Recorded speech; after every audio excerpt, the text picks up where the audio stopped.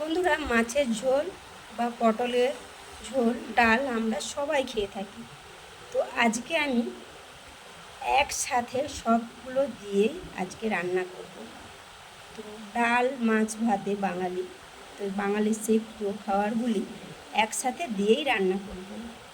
তো আজকে আমি ডাল, পটল আলু, মাছ দিয়ে ঝোল করব।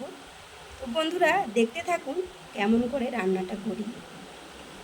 নমস্কার বন্ধুরা, অপর্ণা কিচেন ব্লগের আবারও একটা নতুন পর্বে সবাইকে স্বাগত জানাই। বন্ধুরা কেমন আছেন? আশা করি ভালো আছেন। তো আজকে আমি বানাবো পটল দিয়ে, আলু দিয়ে, মাছ দিয়ে ঝোল, তার সাথে রয়েছে ডাল। তো আপনারা সবাই জানেন ডাল মাছে ভাতে বাঙালি। তো আজকে আমি সেই রকম একটি রেসিপি আপনাদের সাথে শেয়ার করব। তো তার জন্য দেখুন আমি এখানে 3 পিস মাছ নিয়ে নিয়েছি আর নিয়েছি পটল। তো পটলটা একটু অন্যরকমভাবে কেটে নিয়েছি। তো দেখুন এইভাবে আমি ছাল ছাড়িয়ে একটু একটু করে কেটে নিয়েছি যাতে মশলাটা ভালোভাবে ভেতরে ঢুকে যায় পটলের। আলু কেটে নিয়েছি তো এইভাবে, আর একটা টমেটো নিয়েছি লম্বা লম্বা করে কেটে নিয়েছি, আর সাথে নিয়েছি ডাল। এই জন্য বাঙালির ডাল মাছে ভাতে বাঙালি। তো চলুন রান্নাটা কিভাবে করি স্কিপ না করে পুরো ভিডিওটাই দেখতে থাকুন, আশা করি ভালো লাগবে। আর যে সকল বন্ধু চ্যানেলটিতে নতুন এসেছে তো চ্যানেলটি সাবস্ক্রাইব করে অল নোটি অন করে রাখবেন যাতে ভিডিও ছাড়ার সাথে সাথে আপনাদের কাছে পৌঁছে যায়। তো দেখতে থাকুন কিভাবে রান্নাটা করি। তো প্রথমে আমি মাছের মধ্যে লবণ হলুদ মাখিয়ে নেব।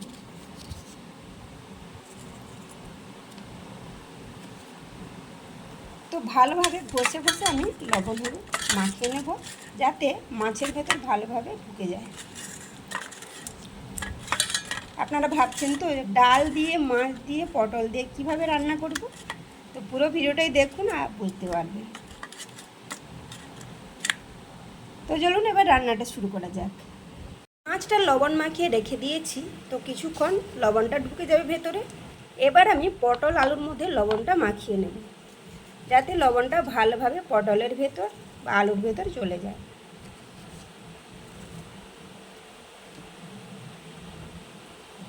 তো লবণটা অল্প করেই দেবেন।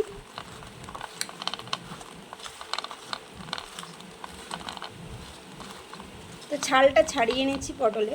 তো এরকম রান্না করলে খেতেও ভালো লাগবে, খুব নরম হয়ে যাবে। সেই জন্য দেখুন এভাবে ঘষে ঘষে আমি সবগুলোই মাখিয়ে নেব। লবণ হলুদ মাখানো হয়ে গেছে, এবার আমি ভেজে নেব। দেখুন এখানে গ্যাসের মধ্যে আমি কড়াই বসিয়ে দিয়েছি, তো ওর মধ্যে তেল দিয়ে দেব।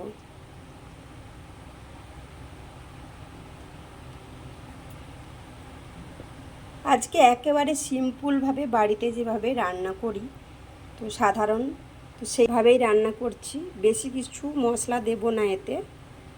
গরম হয়ে গেছে খুব ভালোভাবে, তো ওর মধ্যে দিয়ে দেব। প্রথমে আমি মাছগুলো ভেজে নেব। দেখুন মাছগুলো আমার এক পাশ লাল হয়ে গেছে, সেজন্য আমি উল্টে নিয়েছি, আর এক পাশ ভালো করে ভেজে নেব। তো মাছগুলো একটু ভালো করেই ভাজবেন, না ভাজলে ভালো লাগবে না খেতে। মাছগুলো আমার সুন্দরভাবে ভাজা হয়ে গেছে, এবার আমি নামিয়ে নেব। এই তেলের মধ্যে আমি পটলগুলো ভেজে নেব। পটলগুলো আমার প্রায় ভাজা হয়ে এসেছে, তো এই সময় দিয়ে দেব আলুগুলো। তো একসাথে আমি ভেজে নেব।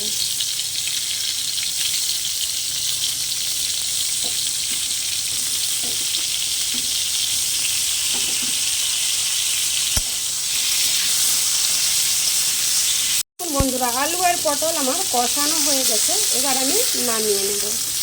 দেখুন এর মধ্যে আবারও দিয়ে দেব আর একটুখানি সরষের তেল। তো তেলটা এমনিতে আমার গরম আছে, তো ওর মধ্যে গোটা গরম মশলা, জিরে, গোটা পানমৌরি আর শুকনো লঙ্কা ফোড়ন দিয়ে দেব।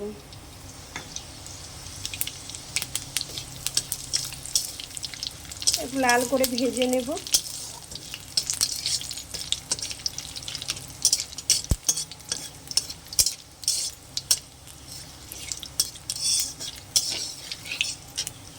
ফোড়নটা আমার ভাজা হয়ে গেছে, তো ওর মধ্যে দিয়ে দেবো পেঁয়াজ কুচিয়ে রেখেছিলাম, তো ছোটো ছোটো করে কুচিয়ে রেখে একটা সরু সরু করে এগুলো দিয়ে দেবো। আর দেবো দুটো কাঁচা লঙ্কা দিয়ে ভালো করে পেঁয়াজটা একটু ভেজে নেব। পেঁয়াজ সুন্দরভাবে ভাজা হয়ে গেছে, এর মধ্যে আমি আদা রসুন বেটে রেখেছিলাম সেটা দিয়ে ভালো করে কষিয়ে নেব। তো আদা রসুনের একটা কাঁচা গন্ধ যতক্ষণ না বের হয়। তো আজকে আমি একেবারে সাধারণভাবেই রান্নাটা করছি, অল্প মশলা দিয়ে, দেখতেই পাচ্ছেন। এইভাবে অল্প মশলা দিয়ে রান্না করলে খেতেও খুব ভালো লাগে। তো আপনারা অবশ্যই একবার বানিয়ে খেয়ে দেখবেন। তবে ভাজা হয়ে গেছে, তো এর মধ্যে কিছু গুঁড়ো মশলা দেবো। তো লবণ পরিমাণ মতো, তো ঝাল লঙ্কার গুঁড়ো, কাশ্মীরি লঙ্কার গুঁড়ো, আর দেব হলুদ।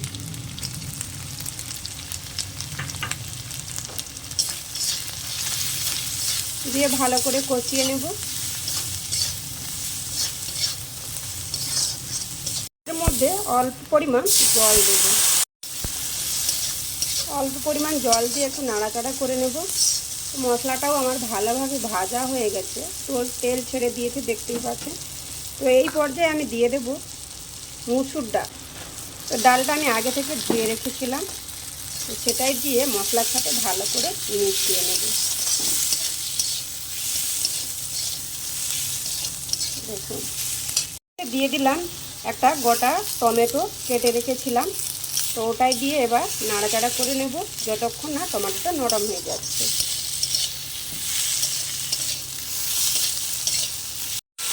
টমেটো আমার ভালোভাবে নরম হয়ে গেছে, তো এবার দিয়ে দেব কষে রাখা আলু আর পটল।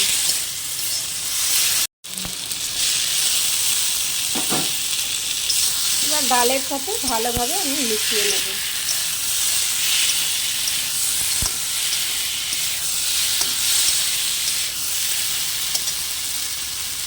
আর উপর থেকে দিয়ে দেবো অল্প করে চিনি। তো চিনিটা স্বাদ ব্যালেন্সের জন্য দিলাম।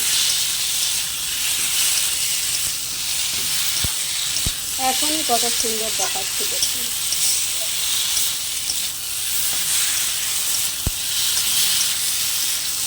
তো আপনারা চাইলে যে কোনো ডাল দিয়ে বানাতে পারেন, ছোলার ডাল, খেসারির ডাল। তো দেখুন ভালোভাবে আমার কষানো হয়ে গেছে, এবার আমি পরিমাণ মতো জল দিয়ে দেবো। দেখুন এর মধ্যে আমি পরিমাণ মতো জল দিয়ে দিলাম, কারণ ডাল আছে সেদ্ধ হবে আর আলুটা সেদ্ধ হবে, সেই জন্য। তো আপনারা যতটুকু ঝোল রাখতে পছন্দ করবেন সেভাবেই জল দেবেন। দেখুন ডাল আর আলু ভালোভাবে সেদ্ধ হয়ে গেছে, আর ঝোলটাও আমার শুকিয়ে এসেছে। তো এই পর্যায়ে দিয়ে দেবো আমি মাছ ভাজা।